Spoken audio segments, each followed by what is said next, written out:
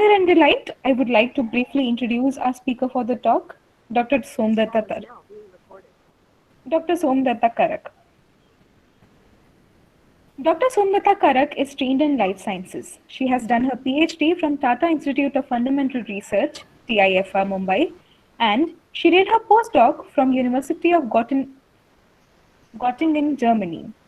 She loves working with educators and students. In her current role, she leads science communication and public outreach at CSIR Center for Cellular and Molecular Biology, Hyderabad. She loves networking and developing newer ideas of effectively impacting science education in the country. She aims to connect the research fraternity in India with non-academics and build a better informed world. With this, without further ado, I would like to invite Dr. Somdatta to start the session. I request all the participants to drop their questions in the chat box. Over to you, ma'am. Thank you so much, Aditi, and the Junior Science Club for the invite for this talk. Today, it's an unconventional talk that I'm going to give, which is going to be hugely centric towards my career trajectory. And a disclaimer at the very beginning that by no means I want this to be a preachy talk today. It should rather be a discussion for the sole reason that everybody has their own career trajectories, and I don't think anybody sets a template for anybody else. So with story. So I'm Somdatta, and I currently work with CSIR Center for Cellular and Molecular Biology in Hyderabad, which is a life science research institute. And probably I don't need to explain what CCMB does to the current audience today. Going back to me as a person, Somdatta, I have been interested in life sciences from the very beginning. Probably that comes from my familial background where we are primarily farmers. So I've always been surrounded by people who have grown plants and have grown animals. So probably that came from multiple reasons. So long story short, I have been interested in life sciences, and back when I was growing up in suburban Mumbai, people thought when you're interested in life sciences, you should be doing medicine. And for a great chunk of my life, I believed in that until in high school when I realized on 2 occasions that I cannot stand the sight of blood. Every time somebody bleeds in front of me, I faint, and I decided that's probably not happening for me. And I went on to study biology as a fundamental science with insects primarily because they do not have the red colored blood like we do. And that is where my tryst with life sciences really began academically. I did my master's and not PhD at TIFR Mumbai. I worked with Professor Veronica Rodriguez on understanding how fruit flies remember smells. So that was my first ever formal training in research because TIFR offers a master's by research program. Where for 3 years you work on your thesis and you are evaluated on that. While I did get into the research methodology, by the end of my master's, I did not yet know what I wanted to do with my life. And all that I knew was that life sciences has been interesting and I want to understand a little better. And then I went on to do my PhD, and my PhD was in University of Göttingen, and that's a university town in Germany, historically very well known for its mathematics, actually. So that's where I studied life sciences again, and again I kept on studying Drosophila melanogaster, a fruit fly, and this time I wanted to understand auditory mechanisms of the fruit fly. As you might see, like I started with understanding olfaction, then I went on to understand audition, and one of the things that was playing on my mind was I wanted to understand how humans make decisions. How do they make sense of the world around them? And I think this interest of mine also shapes what I do today. So that's why I wanted to bring that out. Anyway, while I was doing my PhD, a few other things were also happening in my life. One is I had started taking courses for undergraduate students in the university, and I greatly enjoyed taking these courses. I was also becoming a part of the outreach activities that the university does, which was very, very eye opening. Now, when I was at TIFR Mumbai also does a fair bit of outreach, especially their open day was something that I had never ever seen earlier in India, where thousands of students from different parts of Maharashtra would come in, and we would really do our best to give them a very structured insight into what we do in our labs and what kinds of techniques we do, as well as the sciences, the questions that we addressed at TIFR. At Göttingen, or rather in Germany, that scale just became magnanimous. They have nights of, I mean, what they literally call as nights of science, where all the labs in the universities are open for everyone, universities and also the research institutes, the national labs there. They're open for everyone, and public just throng. While in India, I saw schools coming in. In Germany, I saw public coming in. That was a huge difference that it made to me. It told me that their people were looking at sciences as something that public is invested in. They want to know what their institutes, what their universities are doing. Unlike here in India, where we still think of sciences as an educational affair, and that still continues though. In the other things that happened around me was that I serendipitously got introduced to the education industry. By industry, I meant I got an insight into a company that produced educational kits, science educational kits for schools to use in Germany. That was because our graduate school had very structured procedures and processes for us to stay associated with the industries around us, what kinds of things people were trying to address via industrial mechanisms. So that is another thing that happened. So while all of these were passively happening in my life, there came that moment when I was finishing my thesis in PhD, and I had to take that long-term, or I had to take that call of what I wanted to do with my life. Now, I'd come from a setup, I mean, probably that's also very known to you, that in India, career trajectories are fairly narrowly decided. I don't know yet why that happens, but when I started from TIFR, it was almost like an unsaid expectation that you do your PhD, then you do a postdoc, and then you join academia. Fairly that, I mean, though I was not yet decided if I wanted to pursue academia for the rest of my life, I thought, yeah, postdoc just generally happens. I mean, you just do it. When I was in my final year of PhD, I visited quite a few labs, and that is when the introspection happened. What happened is that I visited all these labs, and I would come back and I asked myself if I was excited by it. And the answer was funny. The questions were very, very exciting, but I did not find it exciting to pursue myself. I felt that it does not matter if I do those questions or not, because somebody else would do it. And I really wanted to do something that would be uniquely mine. And then that's difficult. Then you need to find that uniquely yours question. But I had the privilege of taking that time out and ask myself that. And I realized that, unique or not, but I feel that I should get associated with science education in India. Because, I mean, at least that is something that I feel that I really want to keep working on for the rest of my life. But then you need to decide, how do you want to become, I mean, how do you want to enter the science education? Classically, becoming a teacher is one, or becoming a researcher in education is another. So an organization like Homi Bhabha Center for Science Education, for example, is a very good avenue for doing research in education. And if you want to become a teacher, you choose from a school to a university and you can become a teacher. And frankly, I had no idea which one would be the rightmost one for me. But I definitely knew that I had not really done teaching very actively. So I needed to understand what teaching means.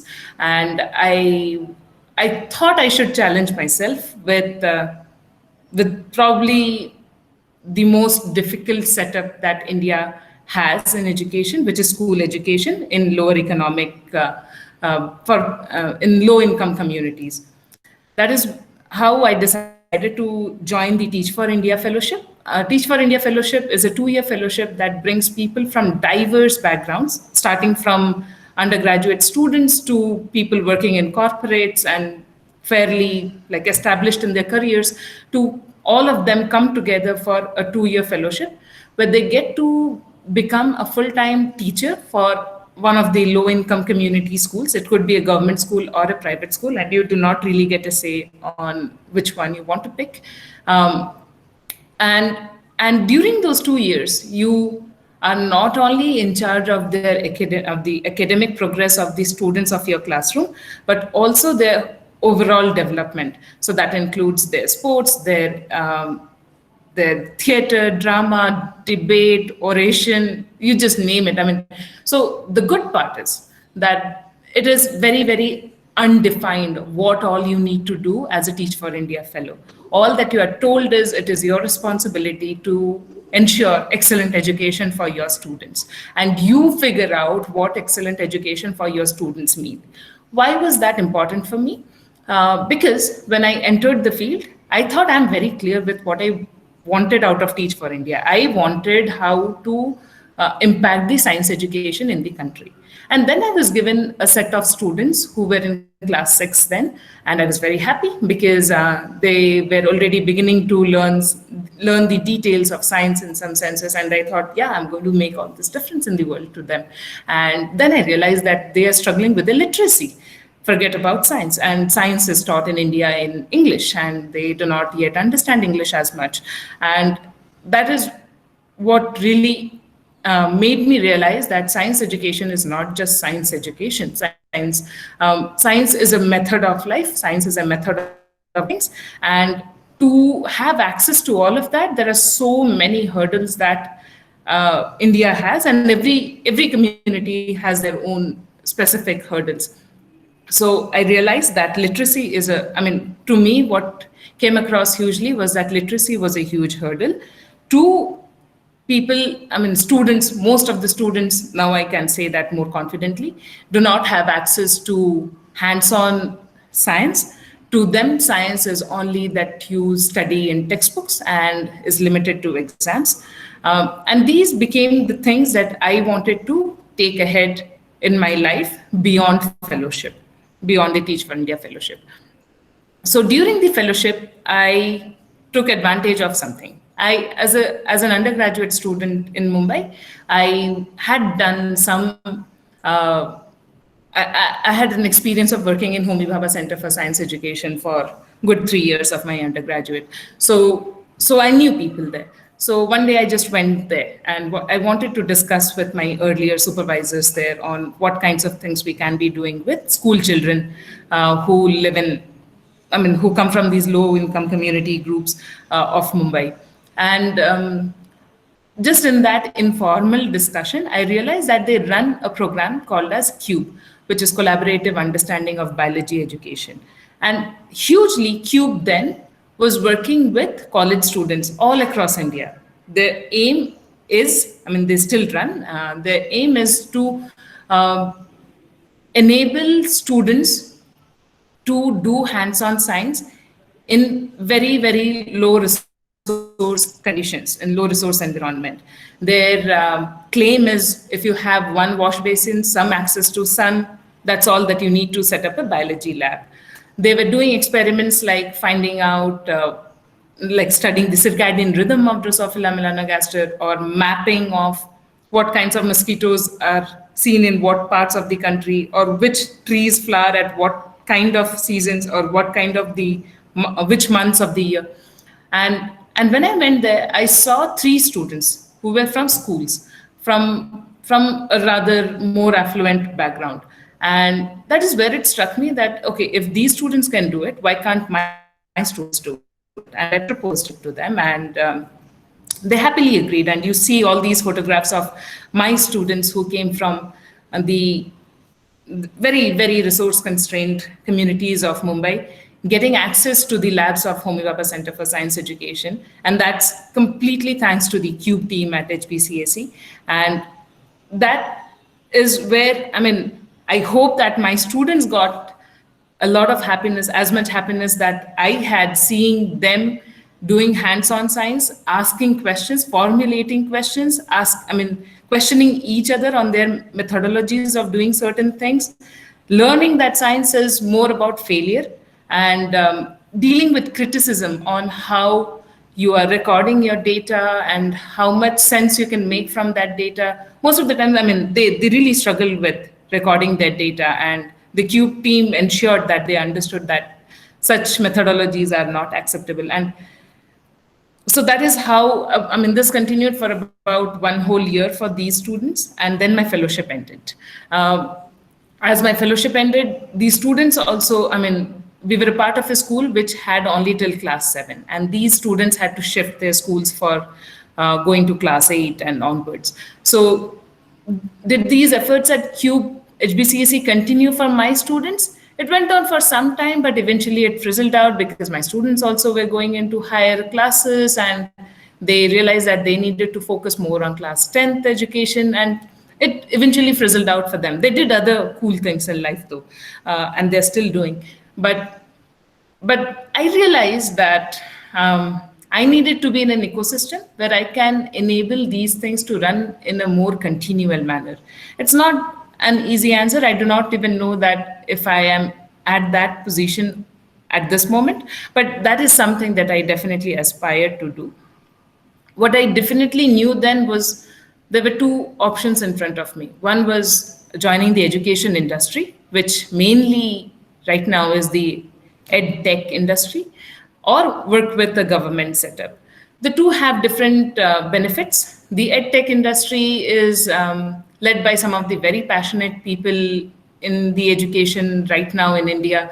They really want to make disruptive, huge changes, which changes the way we look at education. Government offers you the opportunity of scale much more easily than a private industry setup.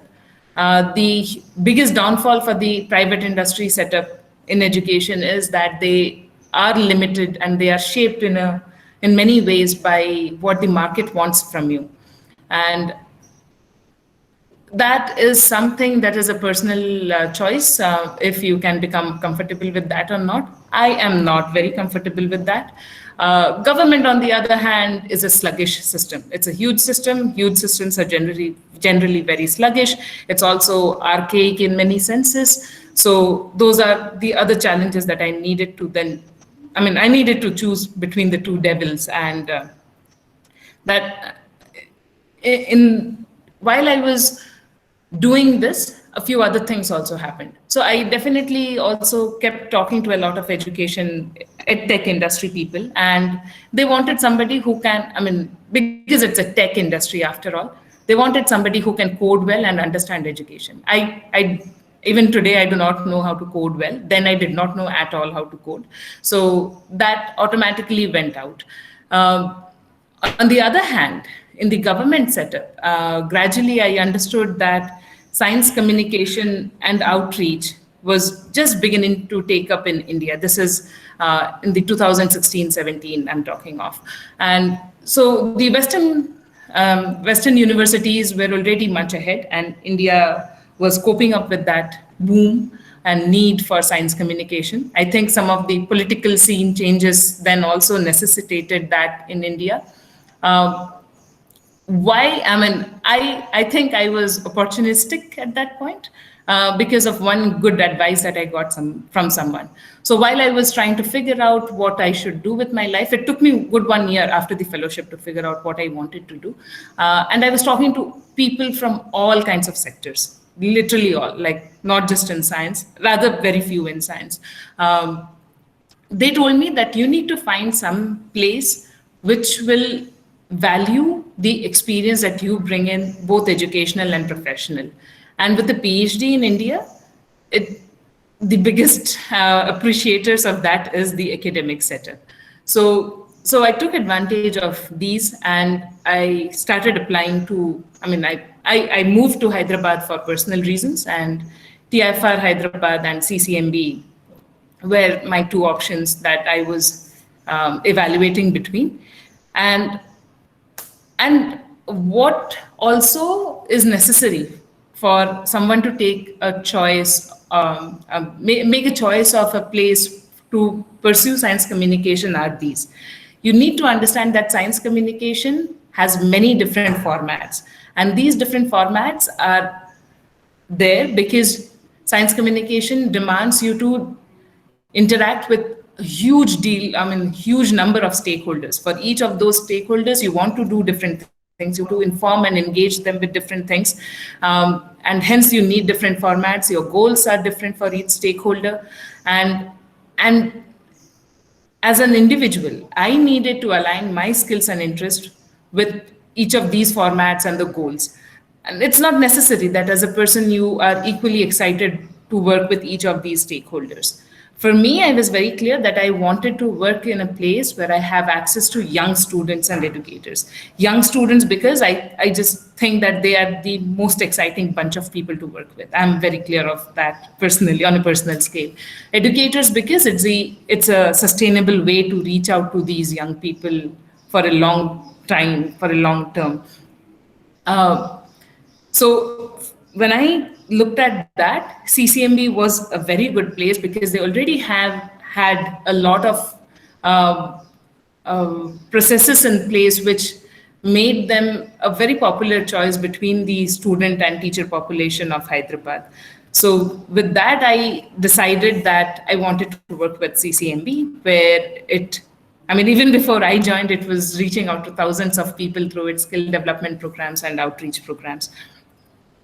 What I did was, after I joined in 2018, Jan, basically, my first focus was to identify the gaps that are in the existing efforts of CCMB. So, for example, the Young Innovators Program is a very popular program that CCMB runs for school students, where some of the selected students get to spend 2 weeks in our labs. And it's a very well-known program. And despite that, until I played around with the format of it, there was no platform for students to really hypothesize and ask questions. It was a one-way messaging that was going on, like scientists come, scientists speak, scientists tell you what to do, you do, and that's it. So instead, when I joined, I was just growing up on all the efforts that were already existing. So I was standing on the shoulders of the giants in some sense, but I was focusing as an educator on how students are empowered to hypothesize and ask questions. And I did that for school students. I do that for college students as well in a different program at CCMB. I get a lot of support from the PhD students at CCMB, and so many of them bring in very unique skills. One of those that I'm extremely proud of is working on developing different games in physical as well as in digital setup that help in explaining the concepts of science. Another thing that I realized, like I earlier also told, that one of the things I'm very passionate about is how do we deal with our problems in literacy when we are discussing science. And creating visual content is one way I think helps for those who are visually gifted. So I started with developing zines and comics. Zines are basically magazines minus the mega. So these are small magazines in some sense. They're very, very visual. The three up here are some of the examples of the latest zines that I have worked on. Now, these zines are aligned to the work that we do at CCMB, but the questions that we ask in these zines are all inspired by the questions that the visiting students at CCMB ask us, the school students or the college students. So what helps now me is I am constantly in touch with students, and I keep recording the kinds of questions that they ask, and then I create content which aims to answer those questions. And then again, through our network with schools and colleges, we get to distribute this content in those spaces. So we do that we make these content to explain the science that CCMB does, with a hope of creating better access and exposure to the cutting edge questions that are asked in the city by the scientists in the city, as well as to improve the rigor that science um, education can bring about in the country. We also create such Excuse me, content ma'am. of, yes. Ma'am, I think your presentation is stuck on the third slide. Oh, really? Yeah. Yeah. Okay. Yes. What do you Now see now? it's on the 15th slide now. Oops.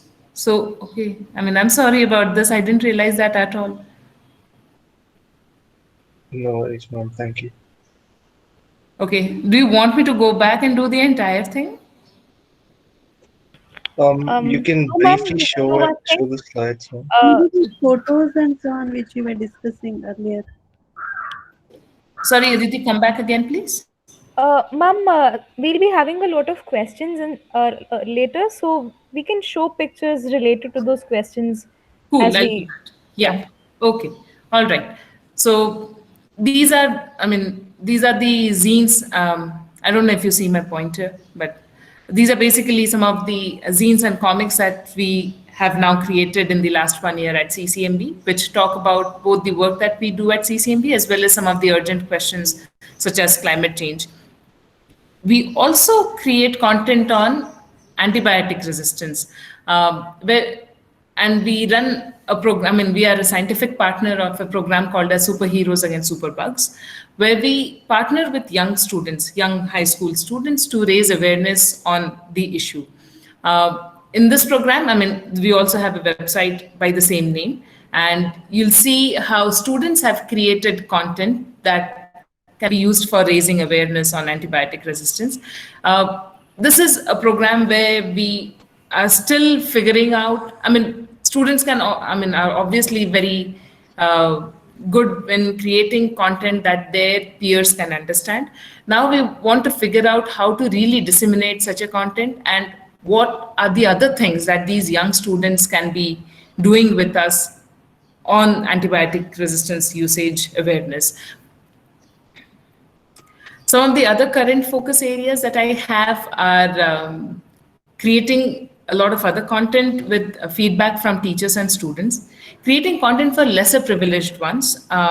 This is something that is really close to me uh, because of a dilemma that I'm currently going through, which is, on one hand, I realize that a lot of people have uh, trouble with literacy, and hence I wanted to create more visual content.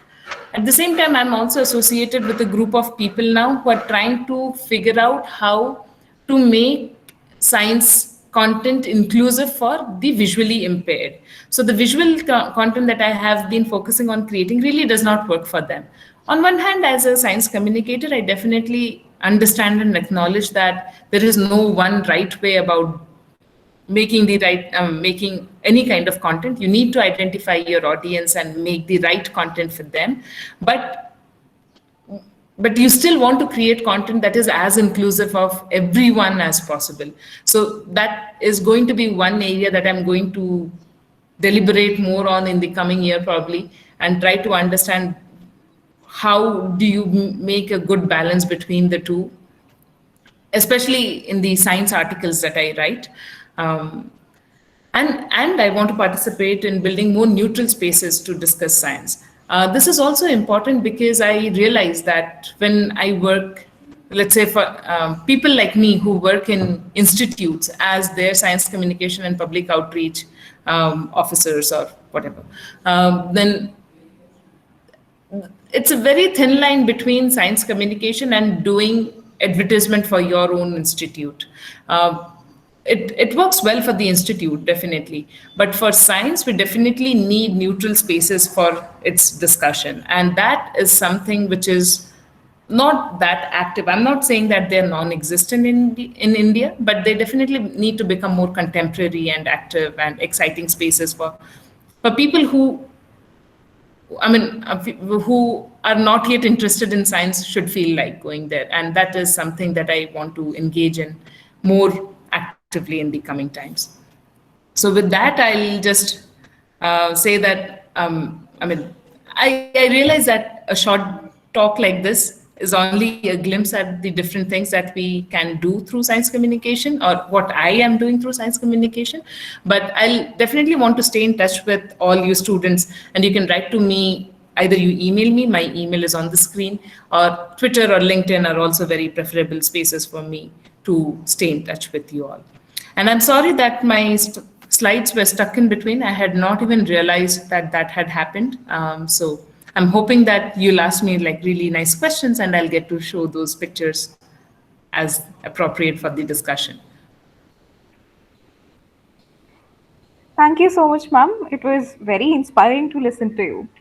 Your whole journey was very personal, and the way you described the purpose of you choosing the job and the kind of audience you wanted to work with, and also you prioritized your comfort and the space you were comfortable in choosing the job, all of them are very inspiring. Thank And you. I think a lot of us from our campus are avid followers of superheroes versus superbugs. So, of course. So, on the same note, yeah, I think we should get started with the questions. So, I would like to tell you, ma'am, that a few days ago we had started a questionnaire portal on our social media handles where we had shared your posters and told that we'll be having a science communication talk, and we got a lot of questions. Okay. So yeah, everyone is very curious about this whole thing. So I'll be bringing up. I have uh, actually categorized most of the questions. I have covered most of them. I'll be starting with the most fundamental ones, and then we'll be moving towards more elaborate questions. Okay, so the first question and the most asked question is that, ma'am, can you please break down the landscape of science communication opportunities for someone who has no clues about how vast this whole field is? Right. So science communication, as a name is, it is you communicate science to others. So there's another field altogether which is called as scientific communication, which is more around writing papers or technical documents. Science communication has nothing to do with that. Science communication generally deals with non-scientist population. So you can do that in different ways. You choose. I mean, as a person, what I do is I choose what kind of a medium I want to use and who are the people who can enable those medium. For example, if I want to write for newspapers, then what you do is generally science journalism.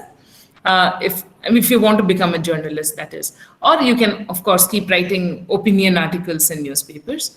There are many blogs now where you can write popular science articles. These blogs, I mean, there are international blogs, there are also national blogs. Each of these blogs have different focuses, different audiences. So, for example, an Indian blog would generally want to know more about the Indian scene. There are podcasts that you can make. There are memes also that you can make these days. There are videos that you can make. There are zines that you can make or comics that you can work on. You can work on the history of science as well. You can work on questions that can dictate science policy.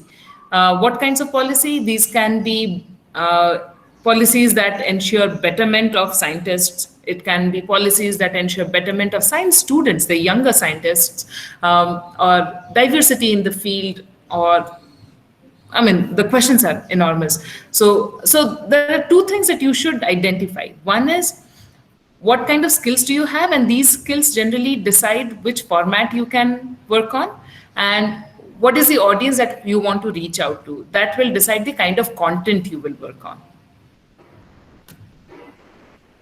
Does that kind of Yeah, give a ma'am, sure. flavor? I Yeah. think, yeah, I think the whole science communication spectrum can be divided into written part, which is blog and Right. science And then journal. another thing that I did not talk about at all are the museums as well. Like when you talk of history, I mean, um, history does not necessarily mean only things that are centuries and centuries old. It can also be just like a decade old. So museums in India are also another space that are very effective, and they have a huge potential in science communication. And somebody also asked me like if I can elaborate on what they mean. A museum, for example, can be a neutral space. Like you can bring all kinds of aspects of a particular question, let's say stem cells, then I mean you can bring in aspects of science, you can bring in aspects of regulatory affairs, politics, anything in these kinds of spaces, which a research institute might not want to get into. A research institute might want to have a very succinct policy on just talking about science. But a museum need not do that. A museum can be more holistic. So I see. So I think the whole spectrum can be in the form of written, in the form of broadcast, like YouTube videos or Instagram or social media, and face to face, like museums. Correct. Yeah. Okay. And ma'am, do people like Neil deGrasse Tyson, who are very famous? He's a very famous astrophysicist. He is a podcaster. He comes on various television shows. Do such people are also science communicators? Yes. I mean, they also claim, I mean, they themselves also call themselves as science communicators. So definitely. So the question is that, I mean, we can call ourselves whatever. Do we have mechanisms of seeing what impact we are creating? I mean, I care more about that. I mean, so because, I mean, why I'm also bringing that out is there's this entire wish that the science that the science community has, that every scientist should also engage themselves in science communication. Now, does that mean that all of them need to go and start giving talks, or does that mean that they should act as experts for other science communicators to build their content on? And I think all of it is equally acceptable. So long as they have this mindset that they want people to understand what they are doing, then there can be many mechanisms for enabling them to take their message out. I mean, there are scientists who I know who really want that their work should reach people, but they're very shy people themselves. I mean, shy in the sense that they don't want to come face to face with a lot of crowd all the time. And that's completely fine in my opinion. And I still think that they're as truthful in their aspiration of taking their science to other people as somebody who is more extrovert and who enjoys facing crowds. So coming to your question, do I think Neil deGrasse Tyson is a science communicator or not? I think he is. I think he also thinks that he is. But at the end of the day, I don't care about it so much. Great. So I think the Junior Science Club can also call itself a science communication platform. Oh, most definitely. Like, I do give examples of many of your work too. Even my peers or my superiors at CCMB, and they have all appreciated your work. So I see no reason for you not to call yourselves that. That's great. So we'll add in our social media bio. Yeah. Okay. So Aditi, coming to the just next a minute. question. Yes. Sorry for interrupting you. I just wanted to say, I think we should let the audience interact with ma'am right now. If anyone has any questions, we received a question in the Google Meet chat as well. If anyone has any questions in the audience, you're free to unmute yourself and ask ma'am. So to Tripti's question, I think I addressed in my discussion. Tripti, if you want more details. Yes, no, I think that's covered. Thank you, Dr. Karak. Also, I have another question, that what are the don'ts in SciComm, that what we should keep in mind to avoid any kind of misinformation being spread? Oh yeah, that for example, COVID was some of our was a very apt time for us to reflect on this. So the science of COVID was unknown when it came. It was very quickly evolving, and we wanted people to stay updated with these quick evolution of knowledge on COVID or the coronavirus. So some of the lessons that I can definitely preach here is, if things are uncertain, tell your audience that it is uncertain.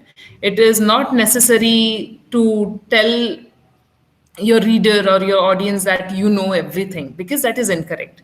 Rather, science is more about talking of the methodology. Often our methods are also, they give us insights to some of the very special conditions, or under these conditions, when you're doing a cell culture experiment, I mean, I'm a life scientist, so my examples will also pertain to biology more, so excuse me for that.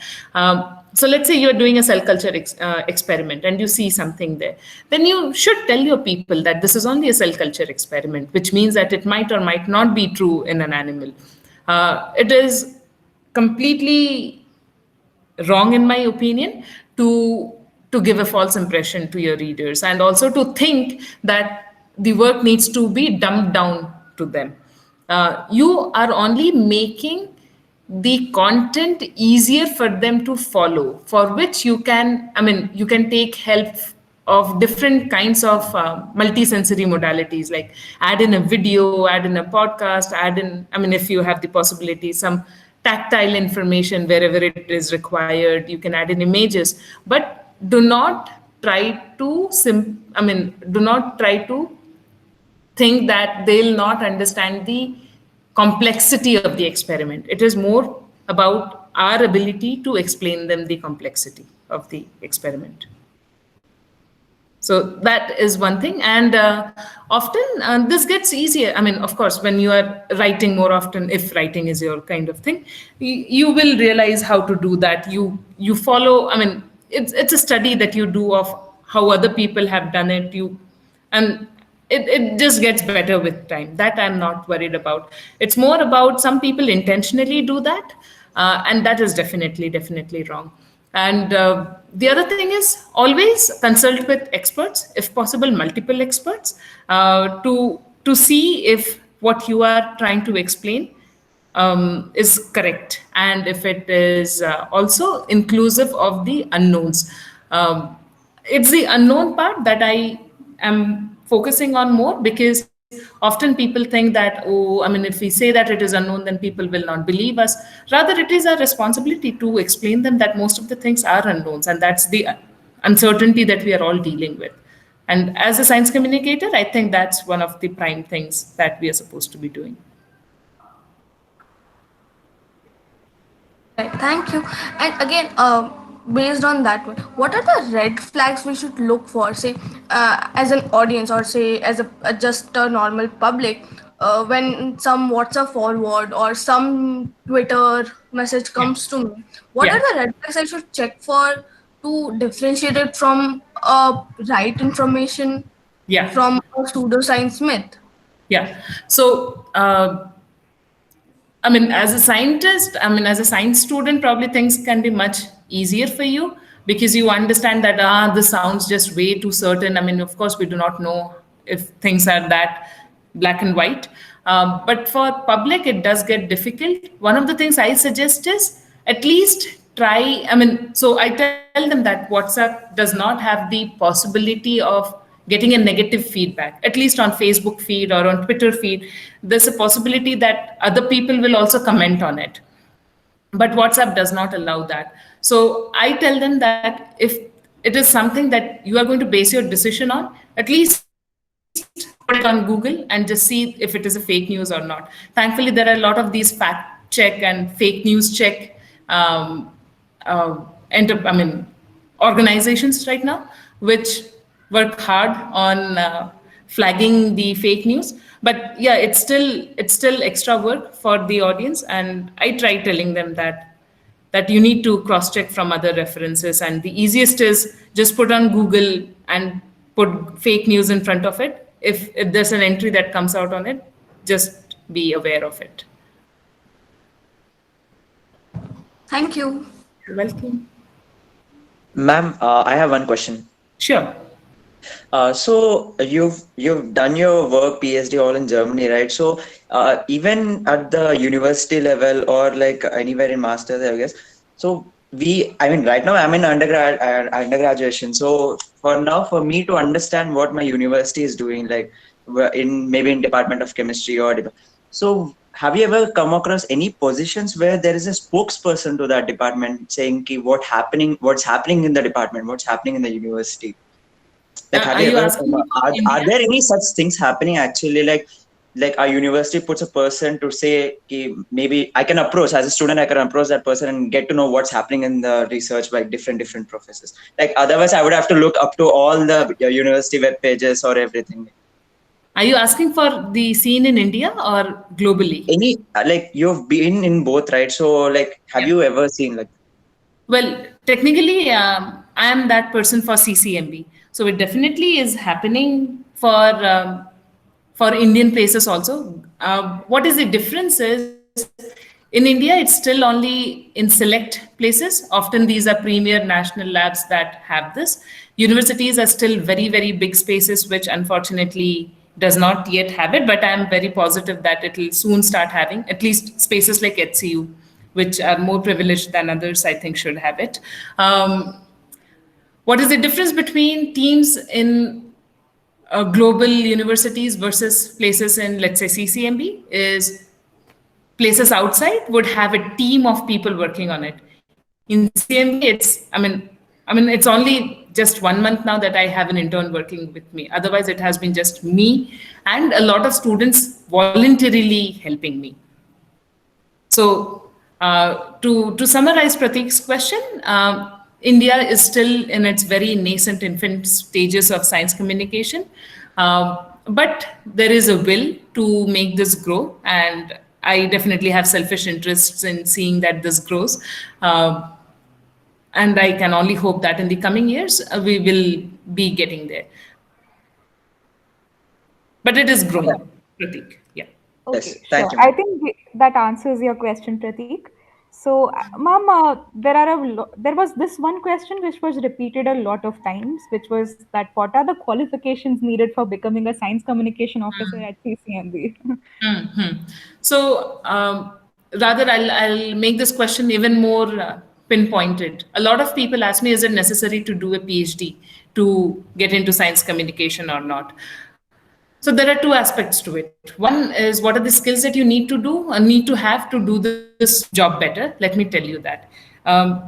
Depending on the organization that you're going to work with, you need to be in a position to appreciate, understand, critique their work. So somebody might be able to do that with simply a master's degree. I don't know. There can be people who can also do it with a BSc degree as well, maybe. I definitely have a colleague in TFR Hyderabad who joined science, who is a science communicator for them with a master's degree. There are other colleagues in other institutes as well who are only with the master's degree. What does PhD help me in? I think personally, I am in a better position. I'm only comparing myself to my younger self. I'm not comparing myself to others. With the PhD, I have learned better how to critique people's work. And that is a very powerful skill to have. Two, I also understand the kinds of challenges that researchers have. And these are the kinds of, there are different kinds of challenges that different age group of researchers have. Like younger researchers might have a different set of problems, and the older researcher gang will have a different set of problems. And as a science communicator, you need to be able to understand both their challenges well, because you want to work with both those populations. So again, and that skill set I definitely got after I started working with Teach for India, because I was working with all these different kinds of stakeholders all in a single day. So dealing with bureaucracy, to dealing with infrastructural challenges, to dealing with emotional breakdowns, you need to be empathetic towards all of these to be a good people's person, and that I think is fairly important when you're in a role like this. Now, coming back to what kinds of skills you want to have when you are doing science communication, you obviously need to know how to communicate well as well. I learned to communicate when I started working with school students as a Teach for India fellow. And somebody else might have learned it through writing blogs while they were an undergraduate student. Somebody else might have learned that through making videos at whatever stage of their life. When you're applying for these jobs, people will want to look at your portfolio. Now, if you have a portfolio to show for, you are good. So And then the last, which is probably the least important thing in my point, but a fairly substantial, I mean, it has its own importance, is that organizations might also want people to come in with a certain experience. So that is organization centric. That is not something you can do too much about. What you can do is you create your portfolio, you create your own niche, and see which organization is interested in such a portfolio in such a target audience. Okay, so often I mean, often that takes some amount of time in your life to build such a portfolio, and people end up doing a PhD as well. Now, even if you're thinking of PhD, now should you be doing a PhD in sciences or in science communication? I think both bring in different values. So people will want to see if you can understand science deeply enough and if you can communicate it well. Now, how you do that is up to you. Hello. Yes. Ma'am, I have a question. Sure. I want to know if scientific communication also plays a role in science communication, or they are just two separate entities. They're quite different. Scientific communication generally is about writing scientific papers or technical documentation. Science communication is not that. So, is there research going on in elaborating on science communication as well? Yes. So, for example, CSIR also has an institute which is dedicated for science communication research. It was called NISCARE. Now, NISCARE, and we had another organization which focuses on research on science policy, which was called NISTADS. So, NISCARE and NISTADS are now combined together to form one institute. But India has that one space, I know. I don't know if other newer universities, if they also offer courses in science communication, but in the global scene, I think any major university has a course. I mean, I know people from Edinburgh who have done masters or PhD in science communication. Basically, places where science and humanities have a better merge with each other, they have a lot of these courses. So you also have a lot of nice courses on education itself. So MIT and Harvard, they are very good places for doing these kinds of things too. Okay. Thank you, ma'am. I hope that answers your question. And I have a humble request for everyone in the audience that we'll be taking open mic questions at the end. I'll be first on putting forth the questions asked by us via the social media platform, and even if you are left with some questions at the end, we'll definitely take them. Okay, so ma'am, there was this one more question which I came across when I was speaking to some of my juniors. They asked me that how did you apply for this position of the science communication officer at CCMB? Was there a exam, or did you get through your gate scores, or was there an interview? So I worked with them earlier as a consultant, for which there was a smaller interview. I mean, basically, the director and some of the senior members of the institute spoke to me and saw my work. I mean, basically, it was a discussion where people want to see what kinds of skills you bring in, what kinds of interests you have. Then after doing this, then there was a formal position, which was an open position for people to apply. And so you send in your application and you are interviewed by a panel, which I don't know, had like 10 people maybe from different institutes coming together. I mean, institutes and university coming together and checking if I am good enough for the job. Yeah, so I think the last two questions, which were on the qualification and applying for the positions, I think it all summarizes to what skill set you have and what the organization Absolutely. needs Yes, from the yes, communication yes. officer. Yes, absolutely. I'll really emphasize on that because different institutes want to do different things. I know there are different other institutes in India where they want their science communication to be more about just letting people know what they do. which is fine for them, but it definitely is not, does not align to what I want to do. I want it to be a space where we are creating for people to come back and also ask us questions, not just about our work, but I'm I am more interested about building a bridge between the scientific fraternity with the non-scientist fraternity. And why I want to do that while being at CCMB is that CCMB is an old established space in the city. People already trust it. So it's easier to do it with a space like this. I'm not saying that CCMB should be the only place which does it. It's simply a matter of being at the right place at the right time. But eventually, in my ideal world, I want to see that happening, and hence the neutral spaces.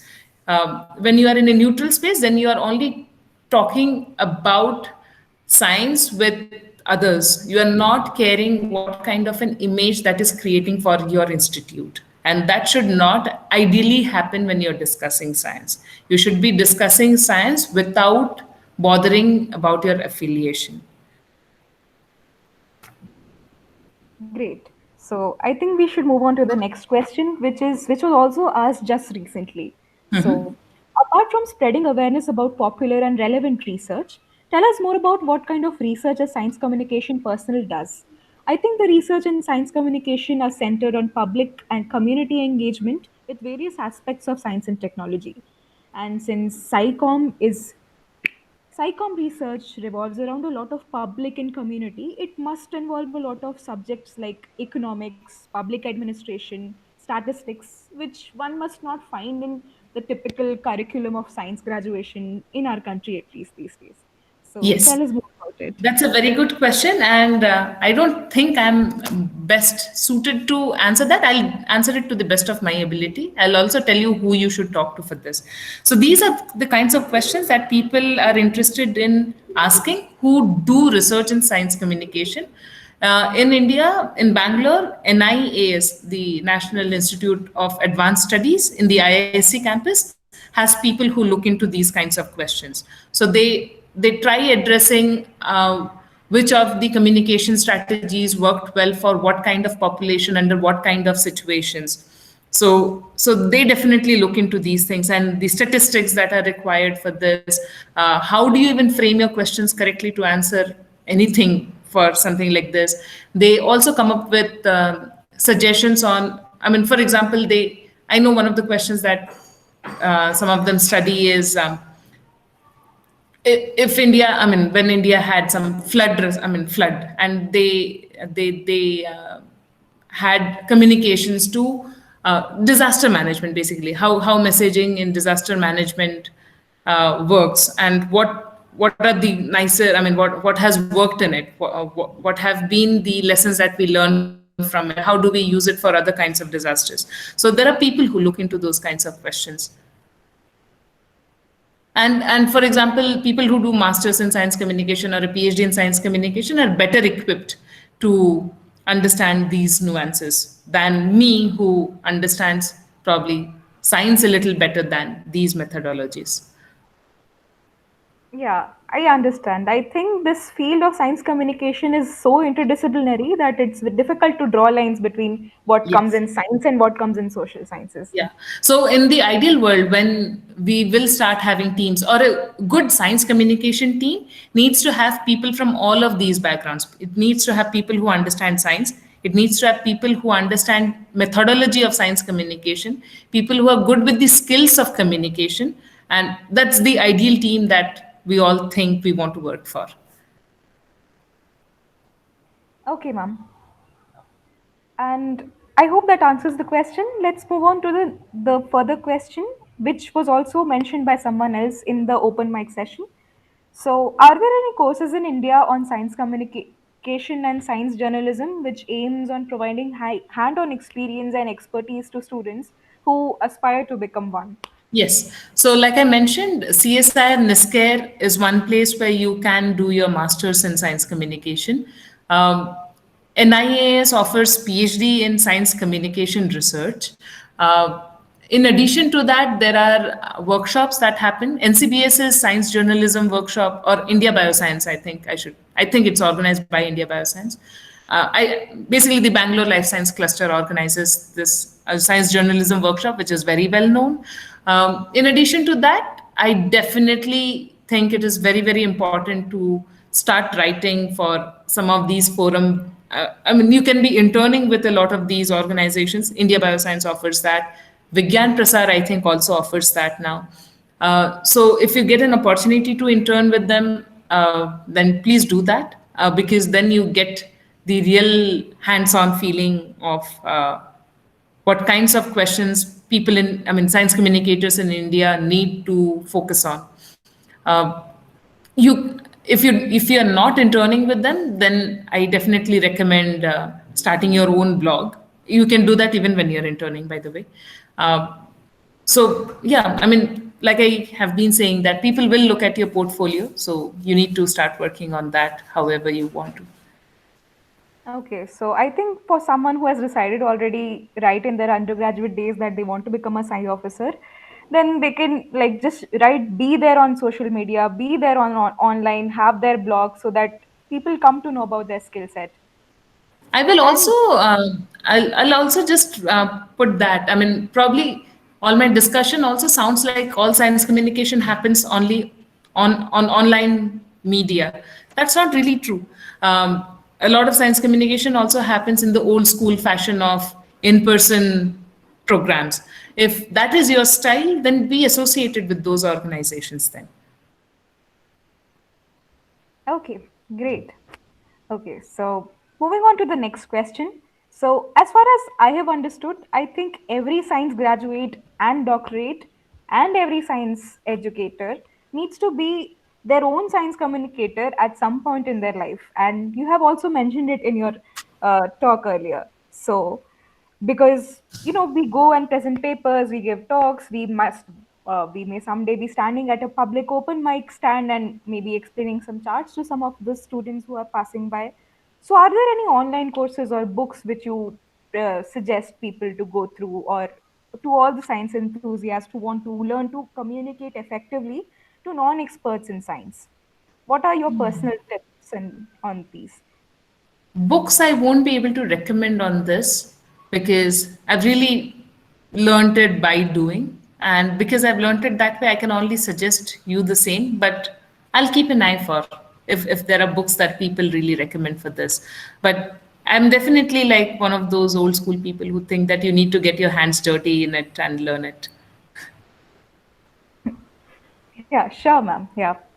Okay. So a follow-up question to that is, and actually you were mentioning a lot about this in your talk, is how to overcome the language barrier while spreading science, and you were telling us about zines. So it would be a nice opportunity to show your pictures now Okay. from the slides. Yeah.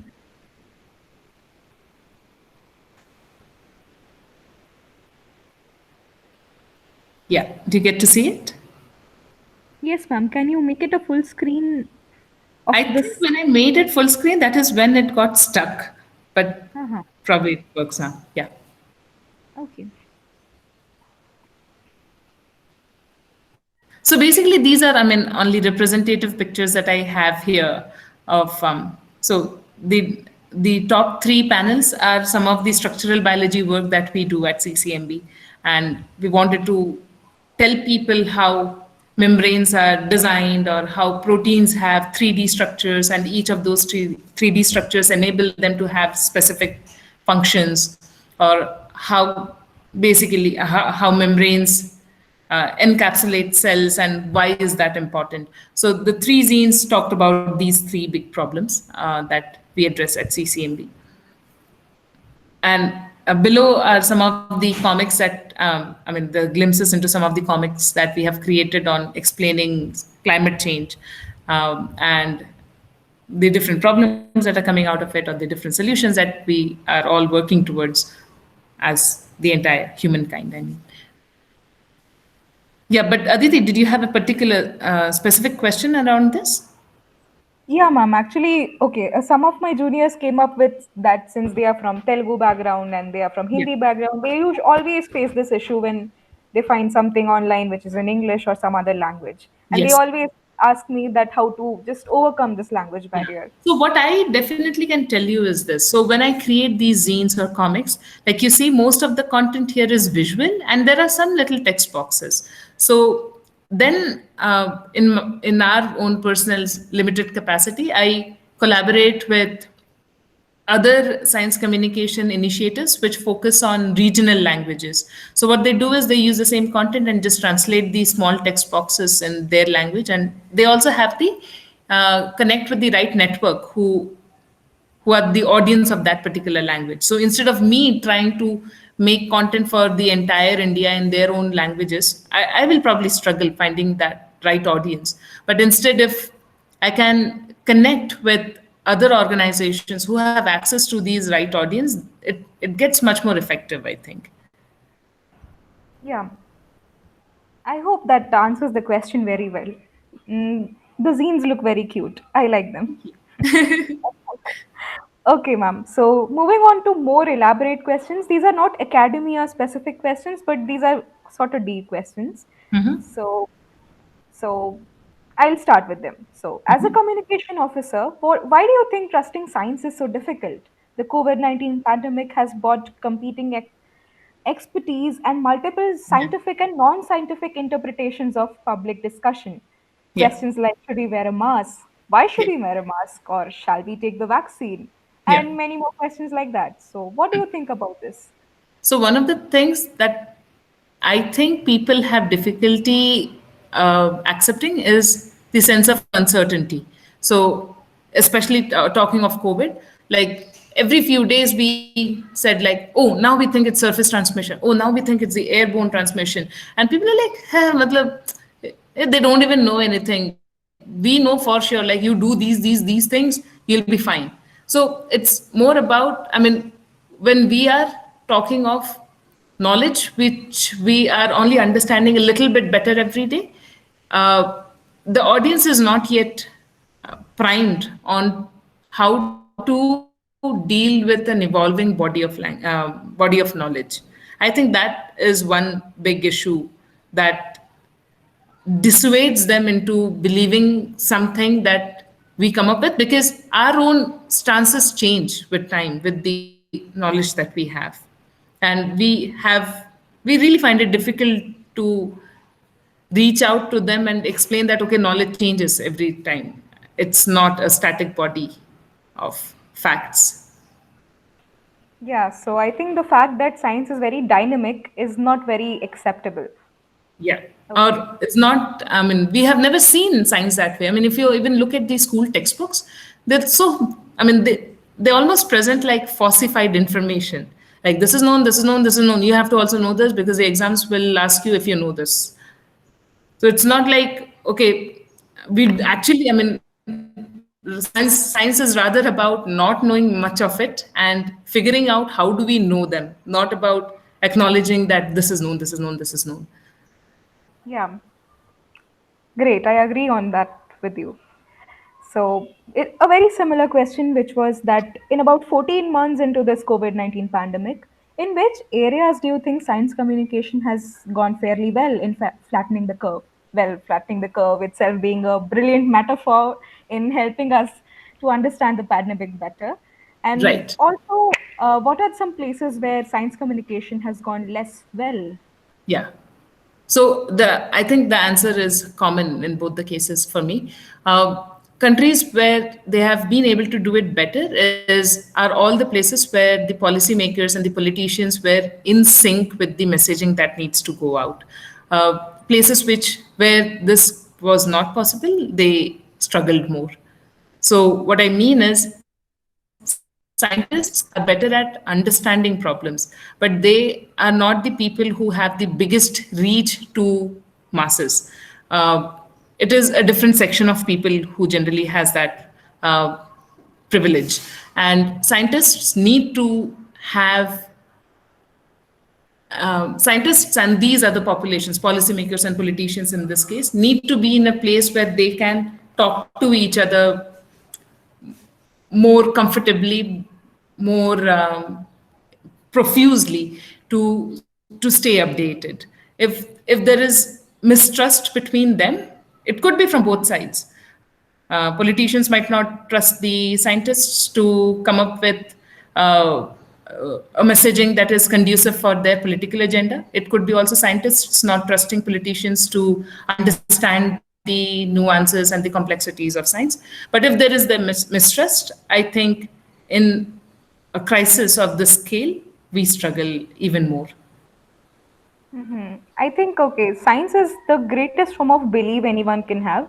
And I also think that the government should actually make up a ministry of science communicators.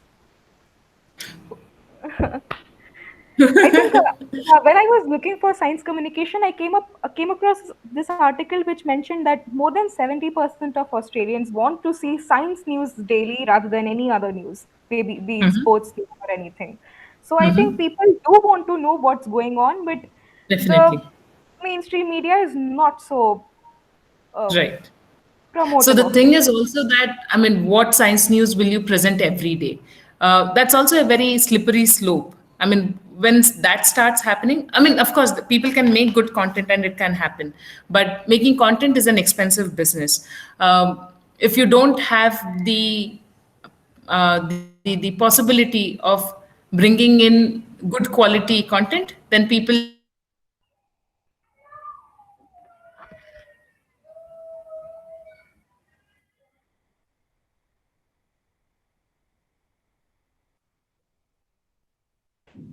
अरे internet को क्या हो गया? Oh, I'm Yeah, ma'am, we are able to hear you. okay. Sorry, my internet had disconnected here for a little time. Yeah. Ma'am, when it comes to content creation, I think the world's most watched television series is Big Bang Theory, which I mean discusses a lot of science. So I think yes, people are actually greatly interested in science, and we need to just find out more communication ways to reach out to them. Yeah. Okay, so this is a very interesting question which we came across, that to build trust in science, we need researchers and scientists and science institutions to show that they are trustworthy. And I think it's thicker than what we might think. So, on the same note, what do you think is the most difficult part of your job? Your job being the job of a science communicator, and what areas of science communication needs upliftment from grassroots level? One of the things that I don't know if that my answer is going to connect with the first part of the question or not, but one of the things that is largely missing is we do not generally acknowledge the lived experiences of people in science and also in science communication often. So while we talk of what's happening in the labs, they definitely need to be also, I mean, the stories need to be connected with what's happening to people who are going through those crises. If we are not able to bring that out, that is where that disconnect also starts happening. So, I mean, that holds true for people who are writing science, people who are talking about science, pretty much any kind of communication that you want to do. So, do not keep it. I mean, science is not happening in silos from the society. So, try to incorporate those aspects in your communication strategy. Okay, I hope that answers the question. And I would like to bring it out to the open mic to ask further questions if they have any. You can switch off your mics and ask the question.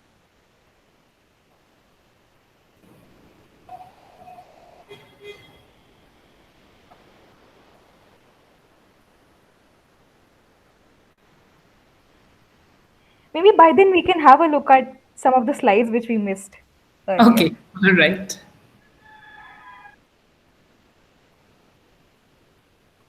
So these are some of the, okay, I haven't shared screen.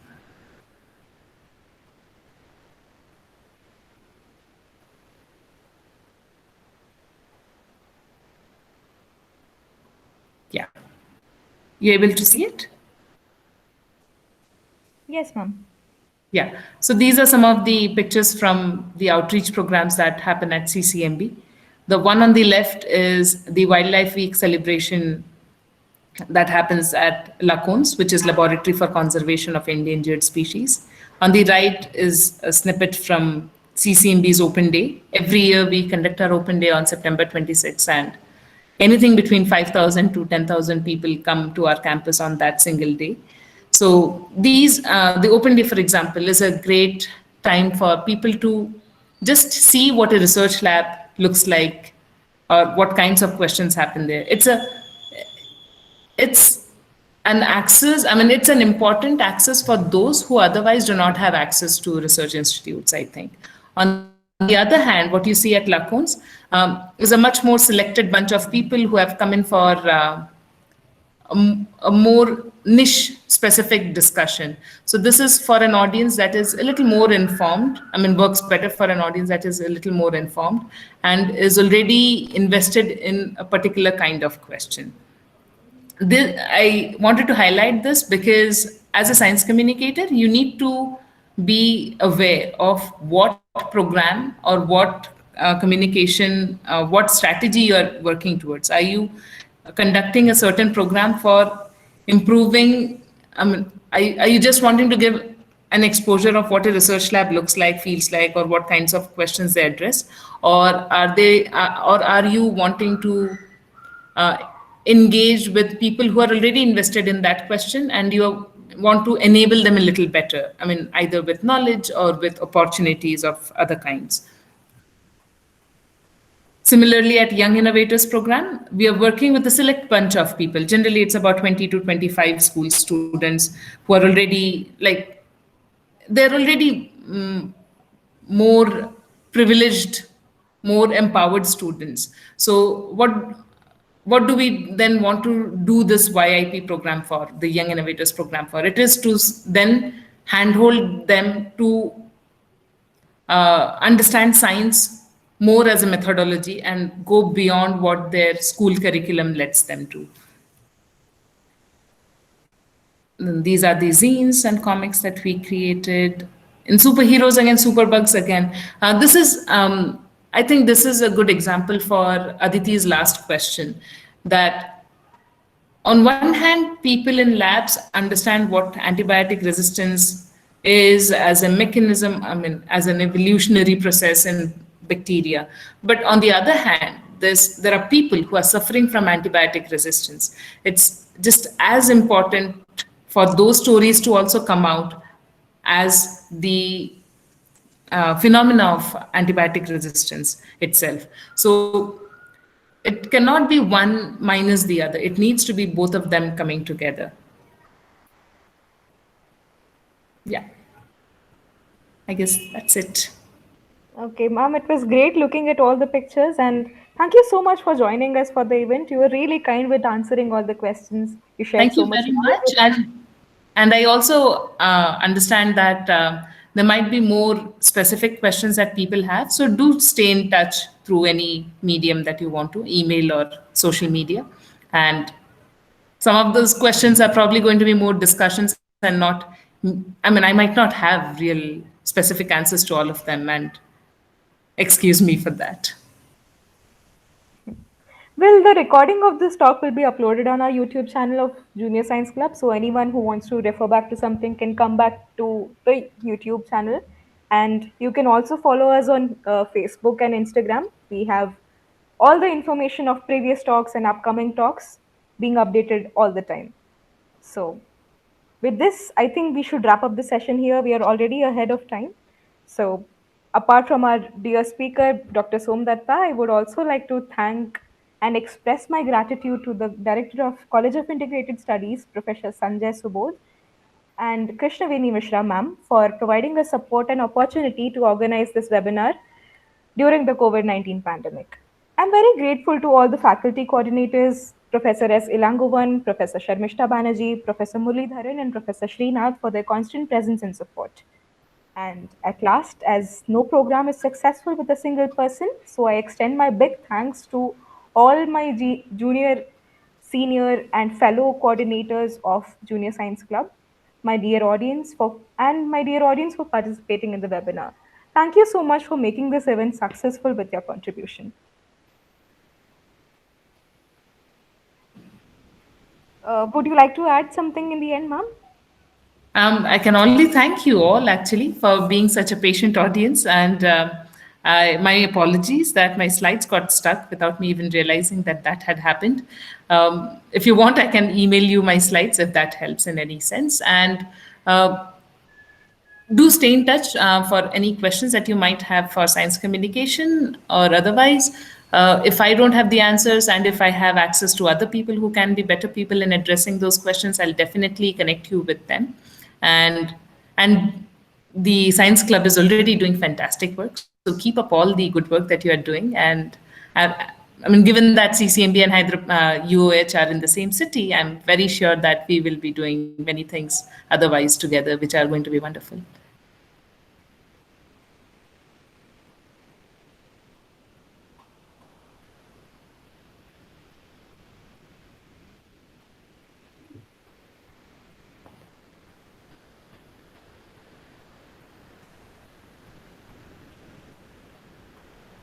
Thank you for that, ma'am. I think we will wrap up the session with your note at the end. Thank you. Thank you.